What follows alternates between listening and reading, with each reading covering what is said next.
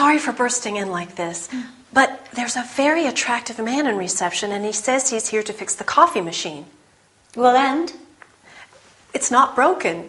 It works perfectly well, and we still have plenty of paper cups, stirrers, white and brown sugar, coffee, and even 2 types of tea. Well, so then tell him that we don't need anything and that the machine works just fine. But he's here now, and he's very attractive, and I thought perhaps we could have him check the machine just in case. I see. Well, perhaps we could spice up the day a bit. Let him in. Certainly. Thanks.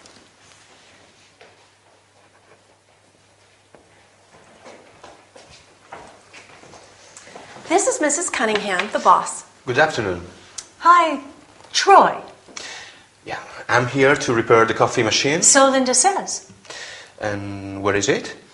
We also have one of your vending machines with chocolates and biscuits.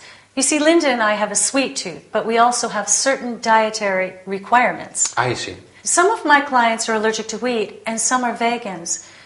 Linda's a vegetarian, aren't you, Linda? Yes, I am.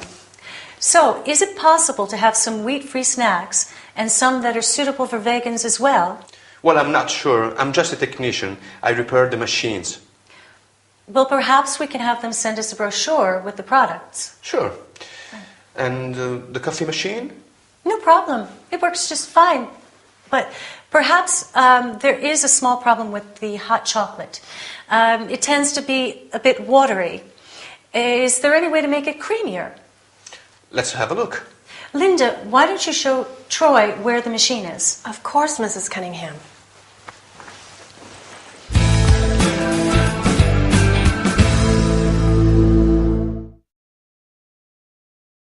Hi there. Welcome with Anthony to your business workout.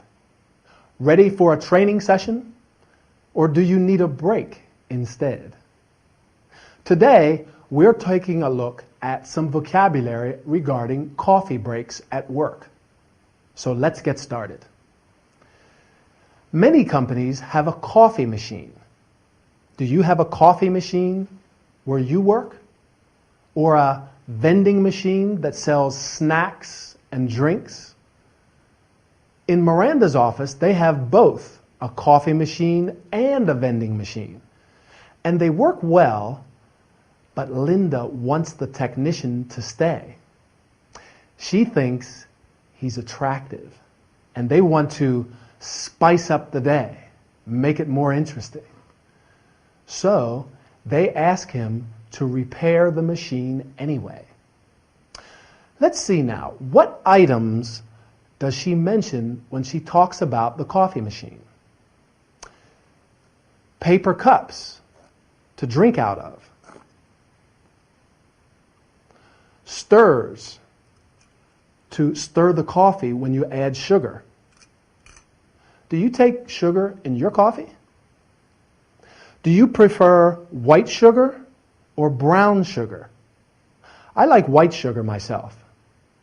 The machine also makes tea and hot chocolate. Miranda says the hot chocolate is watery. That's the excuse to make Troy stay. She asks if there is a way to make the hot chocolate creamier. I agree, though. Hot chocolate has to be creamy, don't you think? What about the vending machine? Miranda and Linda both have a sweet tooth. They like sweet things, but they have certain dietary requirements in the office. That means they can only eat certain things. Linda's a vegetarian, and Miranda has some vegan clients. Vegans don't eat any animal products, and nowadays there are snacks that are suitable for vegans.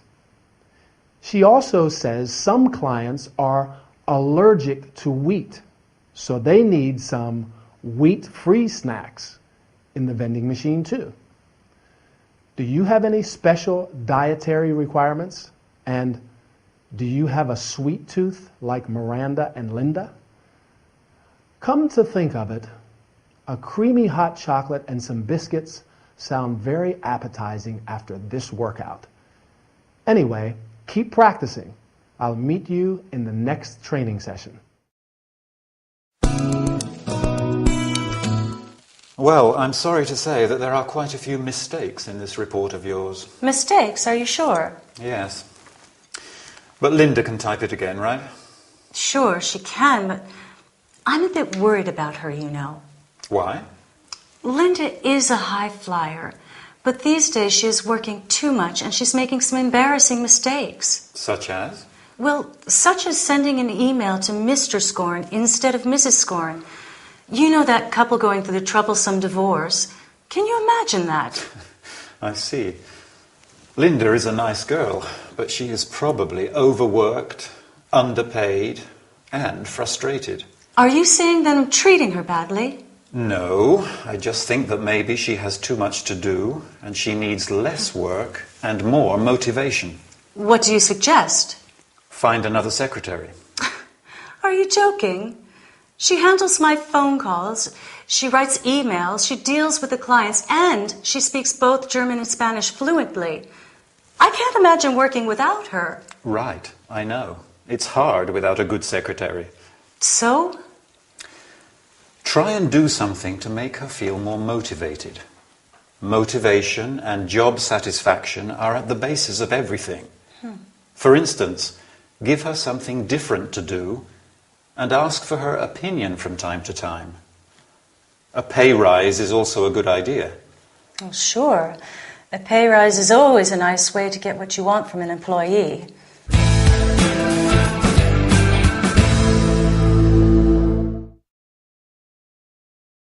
Hello and welcome to this business training session.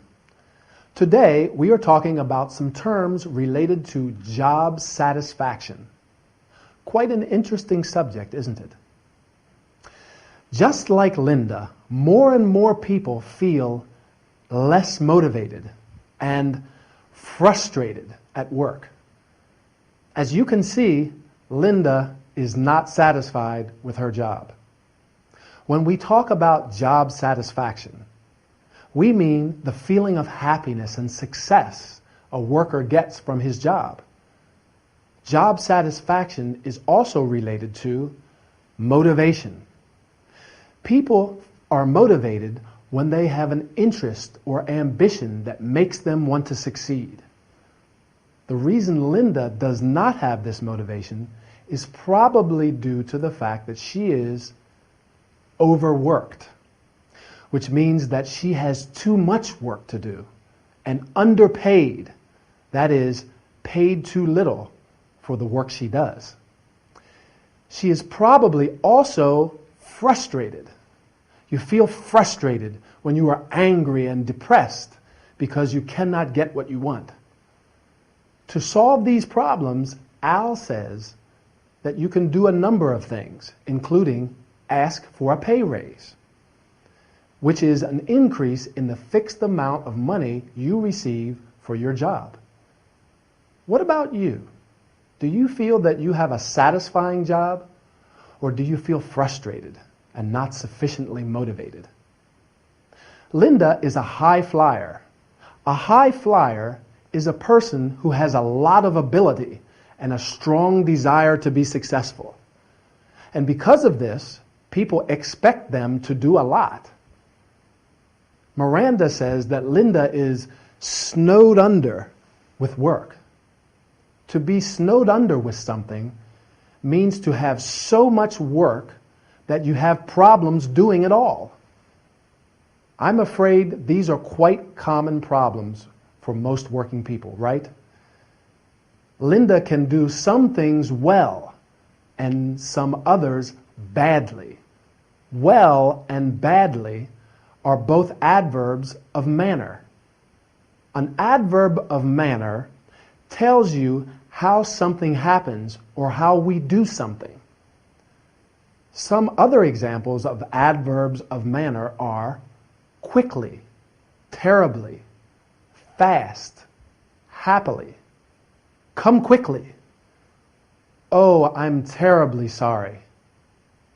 Anyway, I'm terribly sorry that our time is up, so I will quickly say goodbye. See you next time for another workout.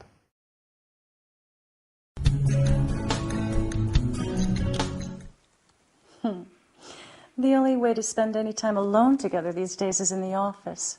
Yes, but it is interesting. At least we can have some privacy. Ray, honey, I have an appointment at 2. I want to have lunch first, and I don't want to... See, I show you affection, and you think about work. It's not my fault we don't spend any time together. You are a workaholic, Miranda. Me? Yes. In fact, you have such a full diary, you don't even have time to enjoy life. That's not true. I enjoy... Yes, it is. You are an ambitious achiever, and job satisfaction is important to you. But remember, the human factor is important too. Thanks, hon. I come here to relax and see my husband, and instead I feel like one of your patients. I care about your well-being. And I suggest you eat better too. Oh, Ray, please don't start. Stress causes people to eat unhealthy food. I like unhealthy food. Eating is one of life's greatest pleasures, and eating food I like is important too, isn't it, Doctor? Of course. Everything we eat has a certain vibration. And if we eat things that aren't in harmony with us, our bodies don't get the energy they need. Do you know what my body needs right now? Some Scottish rock oysters. Accompanied by a chilled glass of Chardonnay? You got it.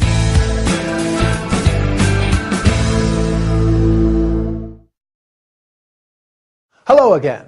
Time for our workout. We all know that our diet is very important, but I have to agree with Miranda. Eating is one of life's greatest pleasures, so we have to enjoy it too. Now to our health and body care session. Ray is a doctor, and he knows the benefits of a healthy diet and eating healthy food. That is food that's good for you and also gives you the energy you need for your busy lifestyle. Stress causes people to eat unhealthy food. So although it may be food we like and it lifts our morale, makes us feel good and relaxed, it can also have negative effects. Not only on our physical well-being, because it's not good for us, but it can have negative psychological effects as well. How many of us eat our favorite food like chips or cake and then feel guilty because we know it's bad for us and we shouldn't eat it, but we eat it anyway? I, for one, love fish and chips, but I know fried food is unhealthy. However, when I'm stressed or I don't have time to cook, I often have fish and chips for lunch and then feel very guilty because I know I shouldn't have eaten them. It's better to have a healthy chicken salad or even a sandwich. Of course, Miranda knows all of this. Ray probably often reminds her to eat well because she says, "Ray, please don't start." It seems as though she hears it a lot, but it's just because he loves her and cares about her well-being. She's certainly very busy. She has a full diary, lots of appointments and things to do. In fact, Ray calls her a workaholic, which means she works too much. She's an ambitious achiever. She wants to be successful in her career, but Ray thinks she doesn't have time to enjoy life, which isn't good. We have to enjoy life and relax from time to time. Don't forget, that's healthy too. So take your time, have a rest, but don't forget to practice your English. I'll meet you in the next session. Bye.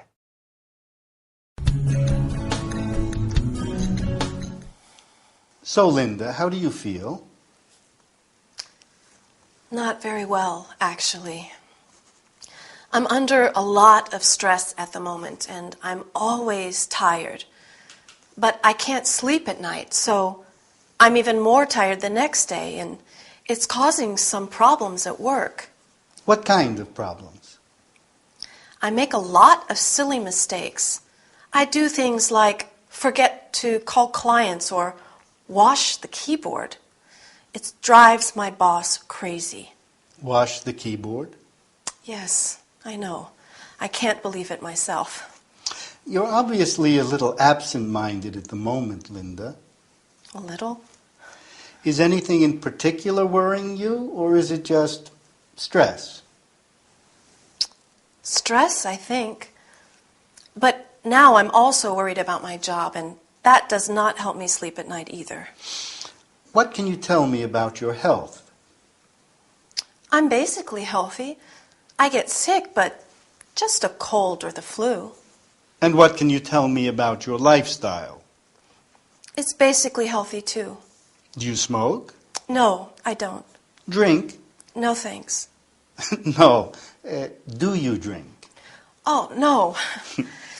Yes, well, not much. I have a few glasses of wine if I go out for dinner. Do you, or does anyone in your family have a history of alcohol abuse? No, why? Do you think I drink too much? Absolutely not. I don't even know how much you drink. Besides, I like drinking wine myself. It's just one of the questions I ask all my patients, nothing personal. Right.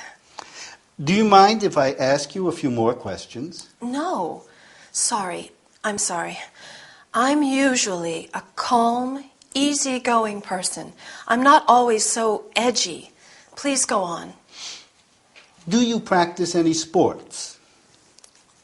I like going jogging in the morning, but I hate waking up early, so I rarely go. You mentioned your boss. What can you tell me about him? Her. She's a woman. We have quite a good rapport. I enjoy working for her. She's hardworking, but demanding. Actually, she can be a bit of a dictator at times. Sounds like someone I know. Really? Who? Oh, my wife, Miranda. She's a lawyer, too. Oh, my God. We're talking about the same person.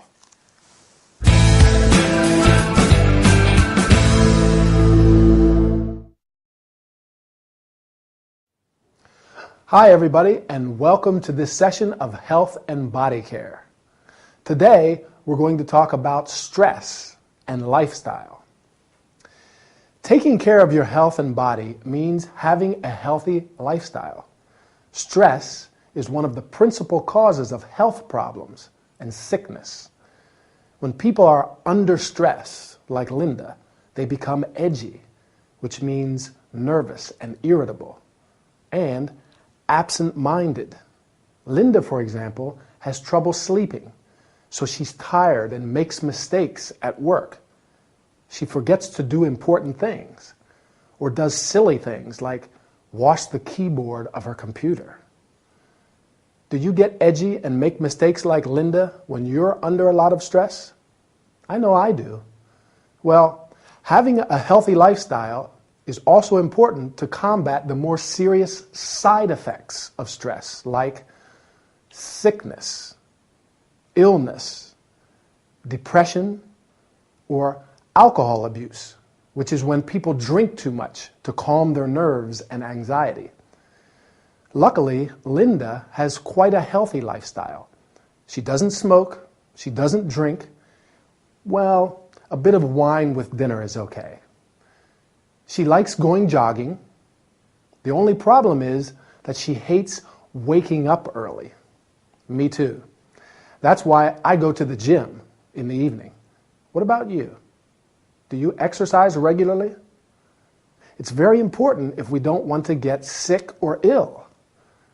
I notice that when I exercise regularly, I feel much better and I hardly ever get the flu. Sometimes I get a cold, but I just take lots of vitamins and sleep.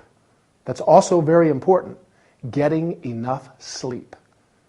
Another important aspect to consider for a healthy lifestyle is your work environment. Do you have a good rapport with your colleagues and your boss? Linda has a good rapport with her boss. She enjoys working for her. She says she's hardworking but demanding. Is your boss very demanding, or are you demanding at work? Can you remember 2 adjectives Linda uses to describe herself? She says she's usually a calm, easygoing person. Easygoing, that means you are relaxed and tolerant. Are you easygoing or demanding? It's probably good to be a bit of both and not too much of either. Take care. See you again soon for another training session. Bye.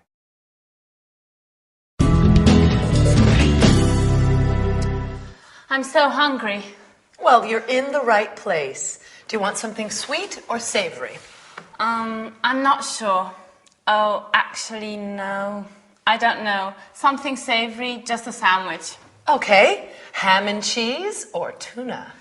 Not tuna. Ham and cheese sounds good. Or maybe something sweet. I don't know. Are you okay? Yes? Well, I'm a little nervous. I have a date. Oh, I see. Anyone I know?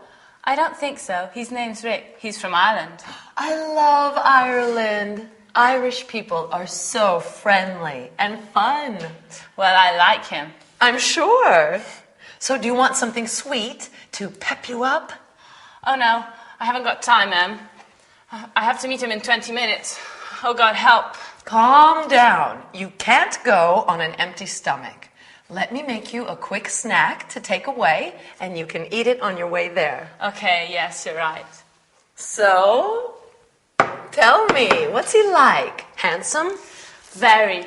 He's tall, average build. He's got dark hair and green eyes. He's very shy and extremely creative. He's an artist. Oh, sounds perfect. He is. Going away? Oh, I wish. I need a holiday, just to get away from it all. I'm tired of London. I'd like to go on a trip somewhere. To the seaside? Yes, a seaside holiday on a beautiful, deserted beach and sleep under the stars. Or even to the mountains and spend a week camping out in the wild. A trekking holiday? That's not very relaxing. But it's different. You don't have to take the bus and the tube and walk through busy streets. Even a sightseeing holiday sounds wonderful right now. Anything, just not here. Your sandwich is nearly ready. Would you like a quick glass of wine? A glass of wine, just what I need.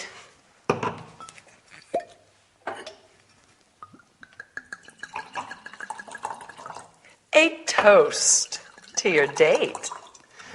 And to your holiday. Cheers. Cheers.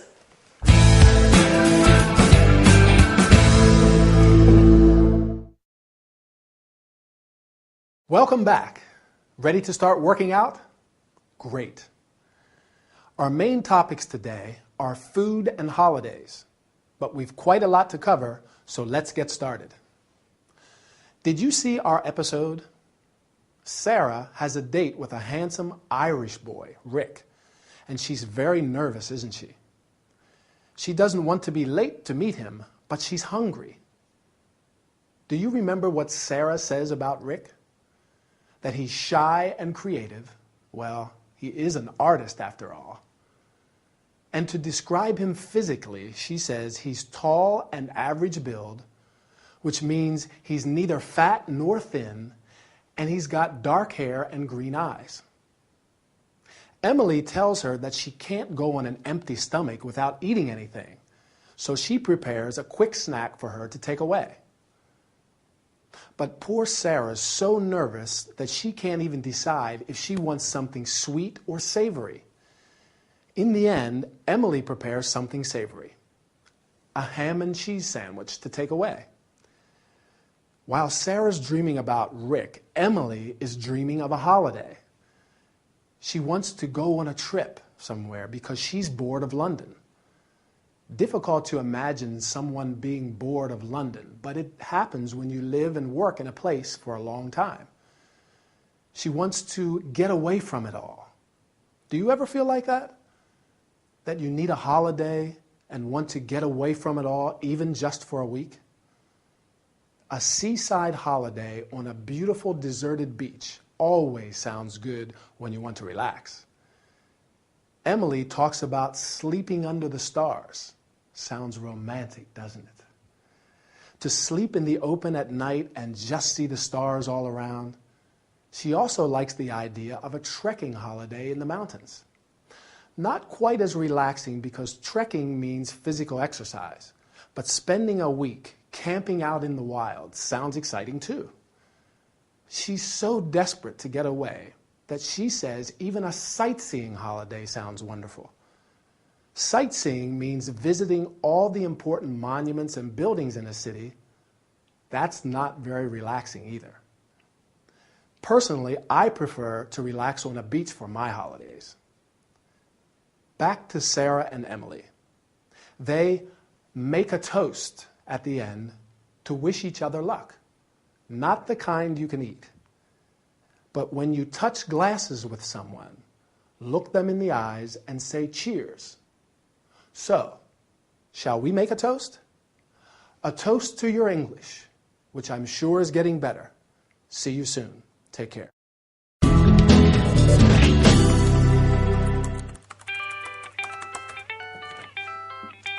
Lucille, how are you? I'm fine. A bit tired, maybe. This week we have a lot of work to do. You're right. I am overworked. And I need a break. Well, let me think about it. Thanks for calling. Bye.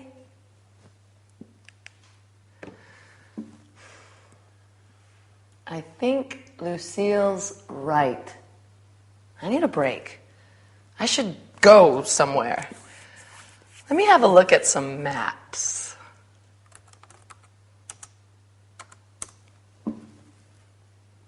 Russia. India? China? Japan? Don't know. Australia could be a good travel destination. I can book a flight right now. Let me see. Okay. Cheap flights to Australia. Flying from London Heathrow and flying to Melbourne. Departure date. Oh, I don't know. Maybe the 30th of December. It's summertime over there. Maybe I can wear my bikini on New Year's Eve. Return date. 25 January. Passengers 1 adult, no children. Good. Search now. 1,300 pounds? Not so cheap. Let me see if taxes and fees are included. Still too expensive. Can't imagine the cost plus accommodations. What are some other options? Maybe a package tour is more convenient. Lucille may be able to give me some useful addresses. She always has to travel for her job. Lucille? Sorry, it's me again. I am looking for a package tour to Australia. Can you give me some useful addresses? Yes. Okay, I'm ready. www.globaltours.com www.adventuretours.com/packages. Oh,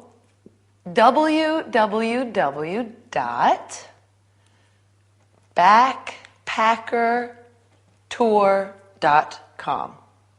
Yes, thank you. Backpacking?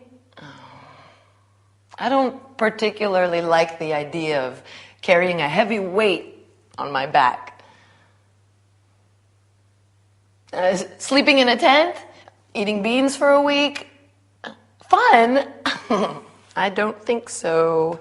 That's not my idea of a holiday. I'd rather stay at home.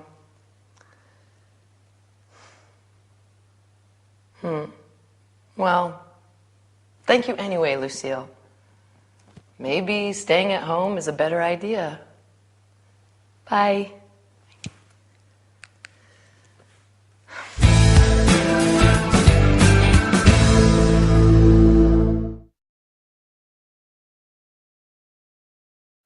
Hi, and welcome to our travel and entertainment session.